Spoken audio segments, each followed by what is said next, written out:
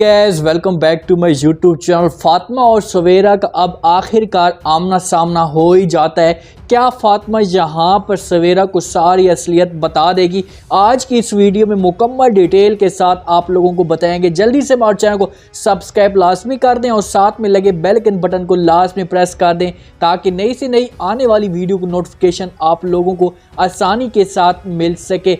आखिरकार अनीका जो चाहती थी उसे अब ऐसा अपना जो मकसद है वो मिलना शुरू हो चुका है। अनीका हर सूरत में मुतहर को राज़ी करवाना चाहती है और उसके ऊपर प्रेशर डालना चाहती है कि वो फातिमा को तलाक दे दे। मुतहर इस बात में थोड़ा सा परेशान भी होता है और सोच भी रहा होता है, लेकिन मुतहर आखिरकार ऐसा किसी भी सूरत में नहीं करेगा। नसीन बेगम और सवेरा की मां की आपस में अब फ्रेंडशिप इतनी बढ़ चुकी है कि वो हर वक्त एक दूसरे के साथ कॉल पे बात भी करते हैं। तो आखिरकार नसीन बेगम उन्हें खाने के लिए इनवाइट करती है। जैसे ही सवेरा भी आती है और उसकी माँ भी आती है तो वहाँ पर एक लड़की बड़ी परेशान सी होती है, जिस पर सवेरा उसे देखकर बड़ी अपसेट हो जाती है। सवेरा को ये सब कुछ अच्छा नहीं लगता और वो जो लड़की होती है वो फातिमा होती है, परेशान बैठी होती है। जैसे आपस में गपशप लगा रहे होते हैं तो सवेरा फ़ौरन फातिमा से पूछती है कि आपका जो बच्चा है वो कहाँ है, क्योंकि बातों बातों में उनको ये भी पता चल जाता है कि इसका जो बच्चा है वो भी है और वो छोटा सा है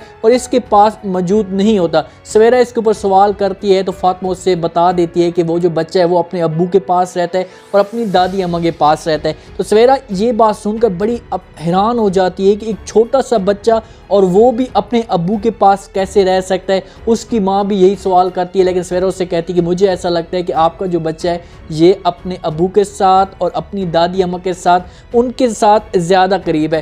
फातिमा बेचारी वहाँ पर ये बात सुनती है तो उसकी आंखों में आंसू आना शुरू हो जाते हैं, क्योंकि फातिमा को तो इस बात का पता होता है कि वो किस वजह से उनके पास रह रहा है। शर्मिंदगी के साथ सब कुछ उनको बता भी नहीं सकती, अगर उनको बताएगी तो बहुत ही बड़ा मज़ीद मसला बन सकता है। खाने का सब कुछ ख़त्म हो जाता है, वहाँ से चले जाते हैं खाना खाकर अपने घर में। सवेरा के जहन में अजीब तरह के ख्यालात भी आ रहे होते हैं और नफ़रत भी आ रही होती है कि यार वो कैसा इंसान है जो छोटा सा बच्चा इस बेचारी मासूम माँ से छीन कर उसने रखा हुआ है। अपने कमरे में खड़ा होता है, अनीका फ़ौरन उसके पास आती है और उससे कहती है कि मुतहर मुझे अब ऐसा लगता है या तुम्हें अब ऐसा करना चाहिए कि तुम अब हमेशा के लिए फातिमा को तलाक दे दो, उससे जान छुड़ा लो। मुतहर ये बात सुनते हैं तो हैरान होकर अनीका से पूछते हैं कि आखिरकार किस वजह से, कोई वजह तो होगी। तो अनीका उससे कहती है कि मुझे इस बात की समझ नहीं आती, कोई भी गैरत मर्द जो इंसान होता है, जब मर्द होता है वो अपनी बीवी किसी और के साथ बर्दाश्त नहीं कर सकता। अगर आपकी जगह कोई और ऐसा गैरत मर्द इंसान होता तो वो उसे कब तक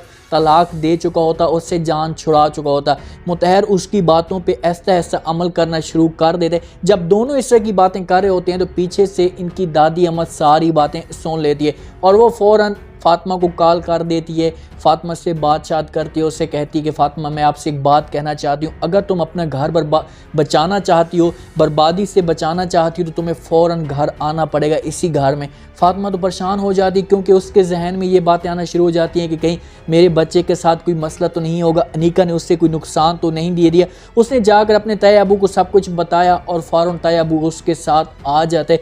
जैसे घर आते हैं मुतहर उसे घर आने से मना कर देते। आपको देखो हमेशा ही ऐसा ही होता है कि जो लड़की का वालिद होता है या लड़की वाले वो होते हैं वो काफ़ी पहले इस शर्मिंदा होते हैं। मुतहर की घर आता है, मुतहर उसे मना कर देते, उससे कहते हैं कि मैंने आप लोगों को मना भी किया था कि आप लोग मेरे घर में नहीं आना, और आज देखो अपनी औकात देखो और मेरी औकात देखो। तुम मेरी औकात के ऊपर बातें करते थे, लेकिन आज तुम देखो अपने आप को कि तुम आज मेरे सामने झुक कर खड़े हुए, मेरे सामने मिन्नतें कर रहे हो कि मेरी बेटी को इस घर में ठिकाना दे दो। आज फ़र्क वो देखो जो तुम मेरे साथ बातें कर रहे थे। वहाँ पर मुतहर की माँ भी इस बातें सुन रही होती है, अपनी भाई की इंसल्ट तो बर्दाश्त नहीं कर सकती।